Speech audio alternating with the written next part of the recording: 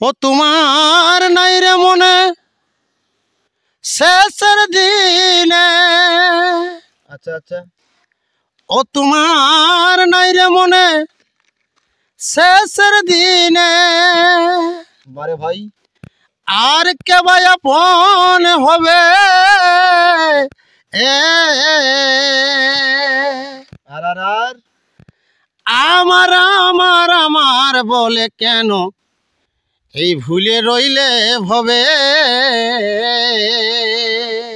বারে ভাই, এই আমার আমার আমার বলে কেন এই ভুলে রইলে ভবে। আচ্ছা আচ্ছা আচ্ছা। আর তোমার গাড়ি তোমার বাড়ি এই তোমার পরিবার।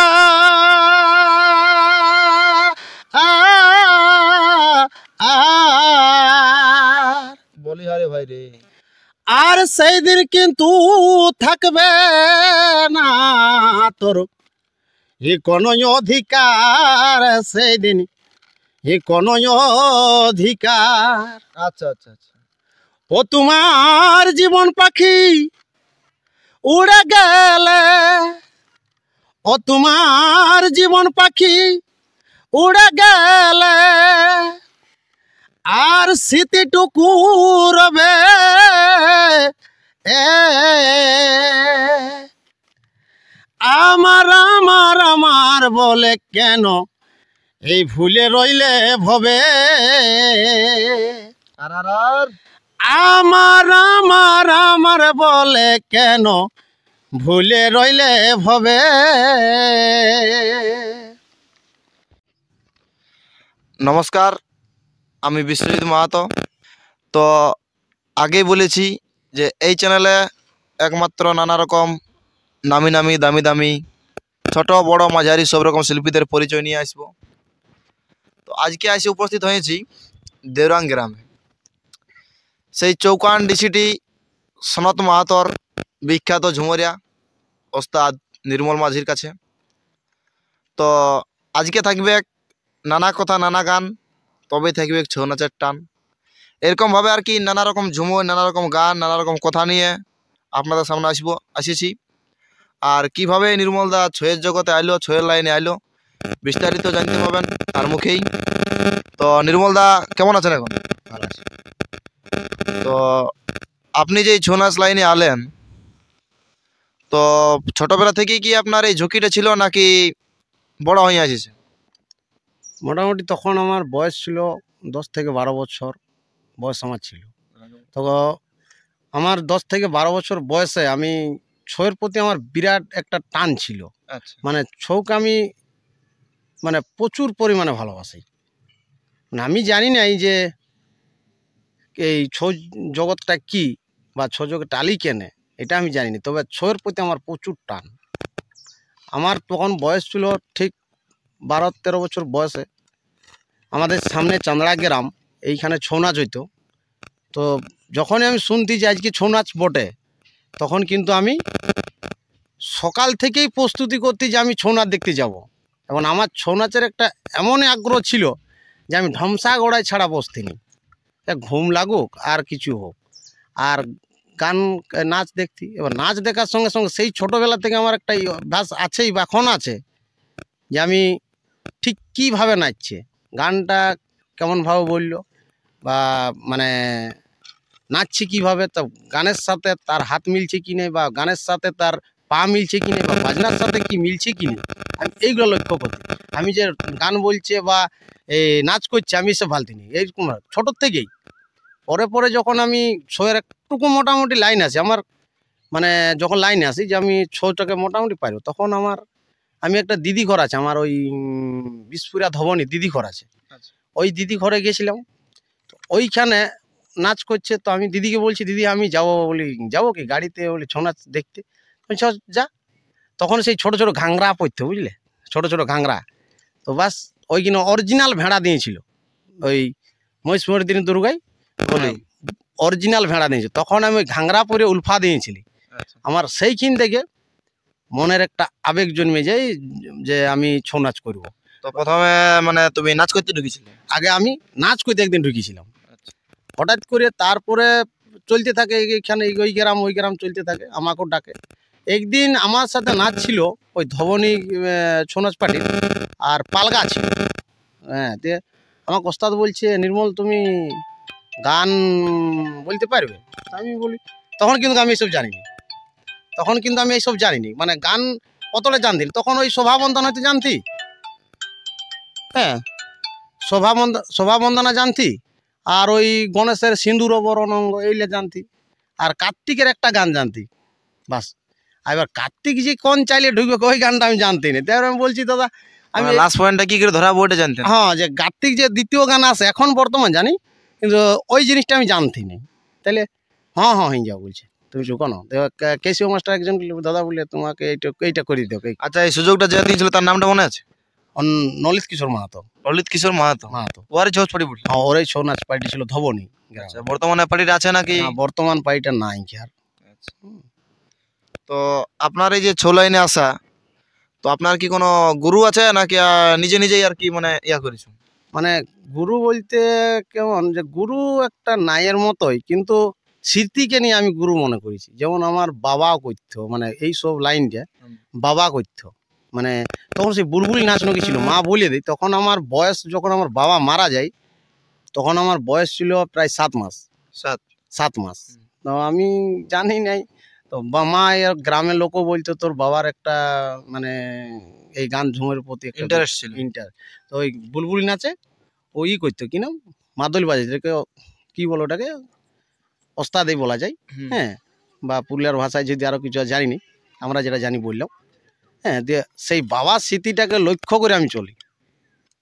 মানে বাবার যে মানে অসম্পূর্ণ কাজটা, তখন তো আপনি 7 মাস আপনার বয়স, তাহলে যে আপনি তো লোকের কাছে শুনেছেন যে বাবা ছিল, তাহলে বাবার স্মৃতিটাকে ধরে রাখার জন্য এই লাইনে আসা। এই লাইনটাই আমার আসা।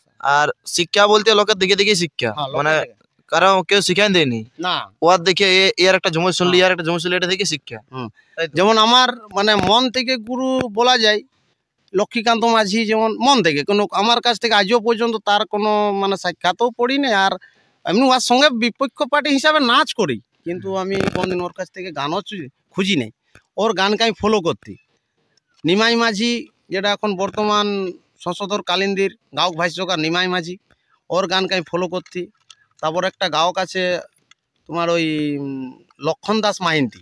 আচ্ছা, লক্ষণ দাস মাহিন্তির গানকে আমি মানে মানে গানলা শুনতি ইউটিউব থেকে, আর গানটা আমি ঘরে নিজেই মানে লেখতি, বা গানটাকে আমি ফলো করতি। এইভাবে শিক্ষাটাকে নিয়ে। তো আপনার প্রথম কোন ছৌ দলে ঝুমুর গাইছে সবার প্রথম? ফার্স্ট আমি গাইছি ওই ধবনী পালগা। হ্যাঁ, না ধবনীতে, ধবনীর পার্টিতে ফার্স্ট গান গাইছি। তো এই সনদ মাহাতোর দলে যোগাযোগটা কিভাবে হলো? সনত মাহাতোর যোগাযোগটা আমাকে করে দিয়েছে নিমাই মাঝি। ওই যখন বর্তমান ওই সশোদরকালীন ভাষ্যকার। হ্যাঁ, সশোদরকালীন ভাষ্যকার বা গাও। তাহলে বর্তমানে সনত মাহাতোর দলে কাজ করা হয়? হ্যাঁ, বর্তমানে সনত মাহাতোর দলে কাজ করা হয়। আচ্ছা, তো আগেই বলেছি যে কিছু কিছু কথা, কিছু কিছু গান চলবেকেই, আর এই চ্যানেলের মাধ্যমে অনেক দেখতে পাবেন পরিচয় পর্ব। তো কাছে যখন নির্মল দাকে পাইছি, গান তো অবশ্যই হবে। তো একটা যখন আমাদের ছয়ে নিয়ম আছে, সর্বপ্রথম আমরা গণেশের আরতি দিয়ে শুরু করি। তো নির্মল দা একটা গণেশের গান আর কি মানে গাওয়ার জন্য। তো নির্মল দা, তোমার কাছে একটা অনুরোধ আমাদের চ্যানেলের, যে একটা গণেশের ঝুমুর আমাদের দর্শকদের শোনা হোক আর কি, গণেশের গান।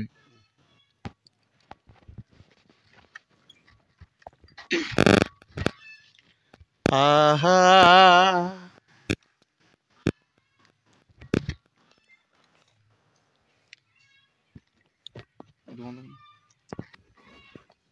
আহা ও তোমার নাই রে মনে শেষের দিনে। আচ্ছা আচ্ছা। ও তোমার নাই রে মনে শেষের দিনে, বারে ভাই, আর কে ভাই আপন হবে এ আর আর আর আমার আমার আমার বলে কেন এই ভুলে রইলে ভবে। বারে ভাই, এই আমার আমার আমার বলে কেন এই ভুলে রইলে ভবে। আচ্ছা আচ্ছা আচ্ছা। আর তোমার গাড়ি তোমার বাড়ি ই তোমার পরিবার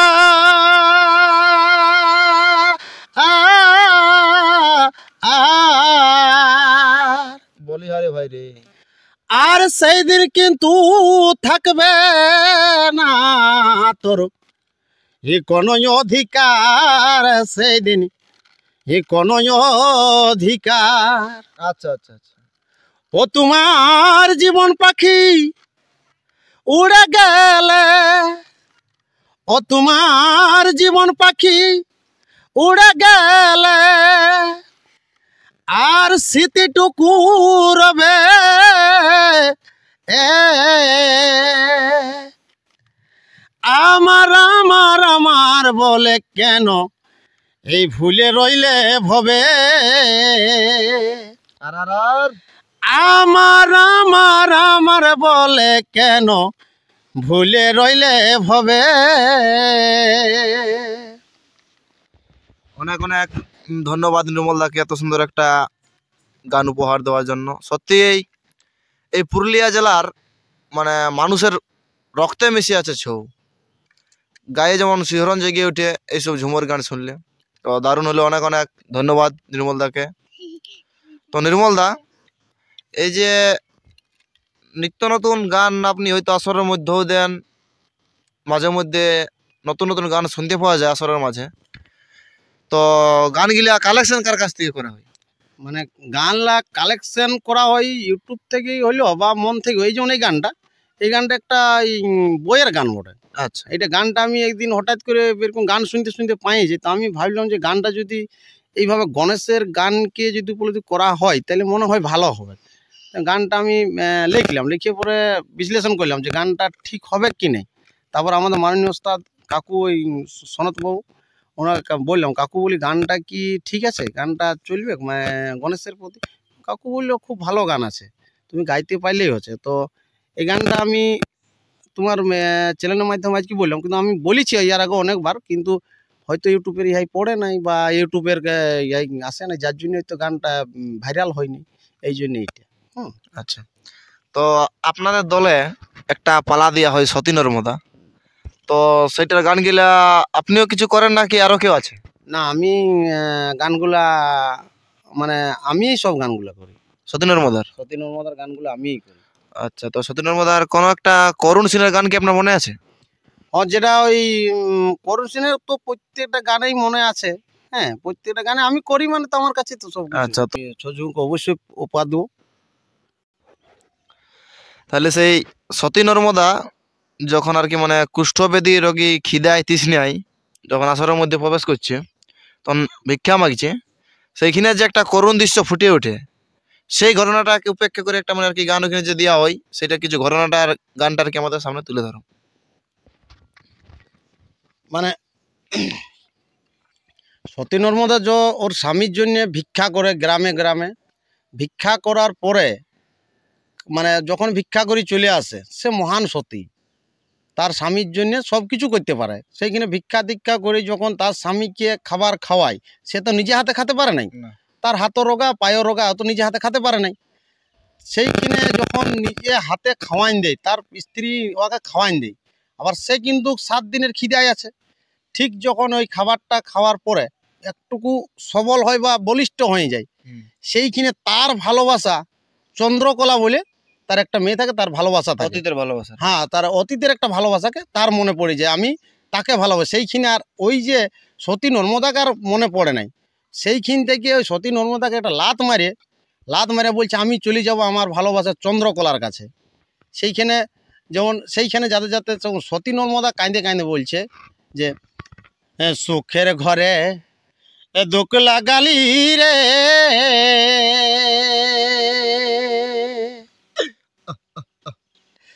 এই মানব জীবনে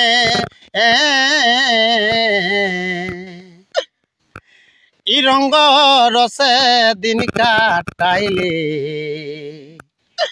এ ভাবলি না তুই মনে, এই রঙ্গ রসে দিন কাটাইলে এ ভাবলি না তুই মনে। সত্যি দারুণ একটি করুণ দৃশ্যের সিন, দারুণ লাগলো। তো এবারে নির্মলদার একটু পার্সোনাল দিক থেকে যাই, মানে পরিবারের দিক থেকে। আগে তো বলেছি কিছু কিছু কথা, কিছু কিছু গান। তো নির্মলদার এবার পার্সোনাল দিক থেকে কিছু যাই। আগেই বলেছি কিছু কিছু কথা, কিছু কিছু গান নেই আমাদের পুরুলিয়ার ছয়ের টান। তো গান যখন আছে তার পরিচয়টা তো জানা উচিত, যে তাদের পরিবারের কেমন, সে কেন ছয়ে লাইনে আইলো, সকল তো জানলেন। তো নির্মলদা, আপনারা বাড়িতে কজন? বাড়িতে আমরা মোটামুটি সব ক্যান্ডিডেট মিলে মোটামুটি 12-13 জন আছি। আপনি একা না আপনার আরো কোনো ভাই বোন?